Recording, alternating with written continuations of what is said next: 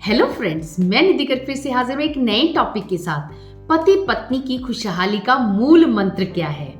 दोस्तों, हर पति पत्नी चाहते हैं कि वो दोनों अपने जीवन में खूब खुश रहें, एक दूसरे की खुशी का ध्यान रखते हुए अपने जीवन को बहुत ही अच्छे से बिताएं, लोगों के सामने खुद को एक रोल मॉडल की तरह पेश करें, लोग उनकी एग्जाम्पल दें और उनकी तरह ही बनना चाहें। उसके लिए वो ऐसा क्या करें?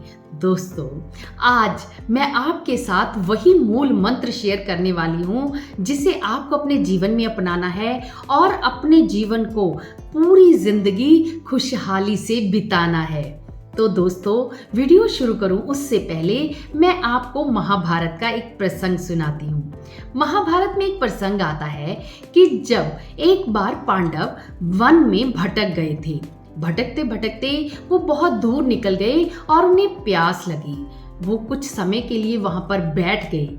तब बैठे बैठे युधिष्ठिर ने पहले नकुल को पानी ढूंढने के लिए भेजा, फिर उन्होंने सहदेव को भेजा। जब वो भी नहीं आए तब उन्होंने अर्जुन को और फिर भीम को भेजा।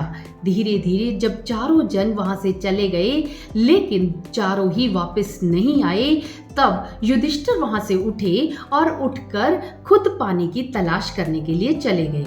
कुछ दूर जाने के बाद उन्हें एक सरोवर दिखाई दिया। जैसे ही वो सरोवर के पास पहुंचे तो उन्होंने देखा कि उनके चारों भाई वहां पर मृत पड़े हैं। लेकिन युधिष्ठिर ने चारों तरफ देखा, कहीं पर कोई भी संघर्ष के चिन्ह नहीं थे, किसी ने उन पर अटैक नहीं किया था, किसी तरह का वहां पर युद्ध नहीं हुआ था। फिर वो सोचने लगे कि मेरे शूरवीर भाई ऐसे कैसे मर सकते हैं।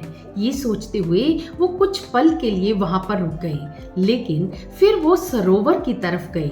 जैसे ही सरोवर में जाकर उन्होंने अपनी अंजुली में पानी भरा, तभी उन्हें एक आवाज सुनाई दी जिसमें वो व्यक्ति बोल रहा था कि तुम ऐसे ही जल को पी नहीं सकते, सबसे पहले तुम्हें मेरे प्रश्नों का उत्तर देना होगा।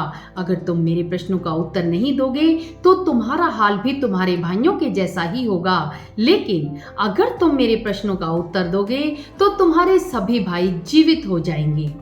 जैसे ही युधिष्ठिर ने ऊपर की तरफ मुंह करके देखा तो उसे सामने एक यक्ष दिखाई दिया।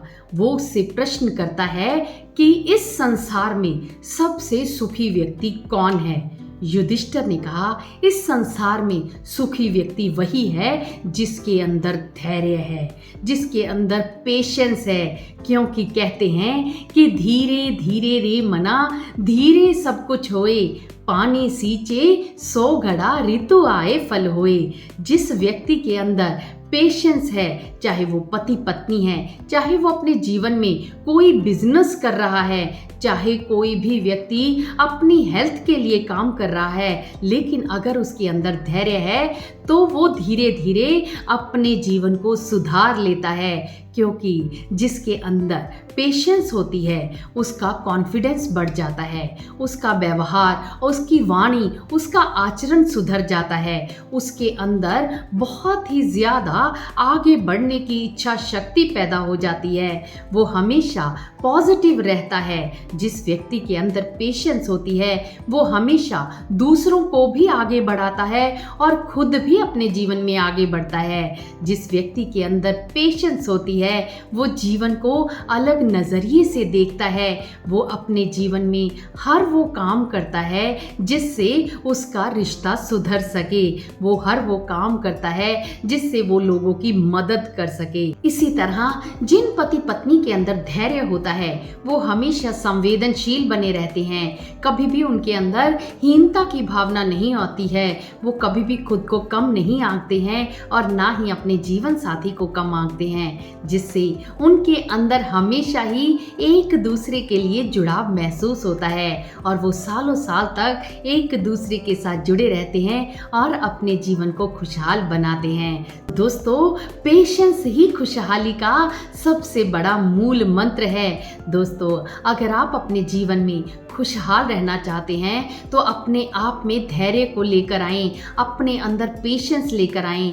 कभी भी अगर पार्टनर किसी समय कोई बात कहता कहता है तो उसे एकदम से रिएक्ट ना करके धैर्य के साथ उस बात को सुने, समझें, तभी आप दोनों एक दूसरे के साथ पूरी जिंदगी खुश रह सकते हैं। दोस्तों, ये तो था वो मूल मंत्र, लेकिन फिर भी अगर पति पत्नी के रिश्ते को निभाने में आपको कहीं पर कोई भी प्रॉब्लम आ रही है तो आप हमसे काउंसलिंग भी करवा सकते हैं। नीचे स्क्रीन पर एक नंबर दिया गया है, वहां पर मैसेज करके आप अपनी काउंसलिंग के लिए बुकिंग करवा सकते हैं और हमारे साथ जुड़ सकते हैं। दोस्तों, इस वीडियो को ज़्यादा से ज़्यादा लोगों के साथ शेयर करना।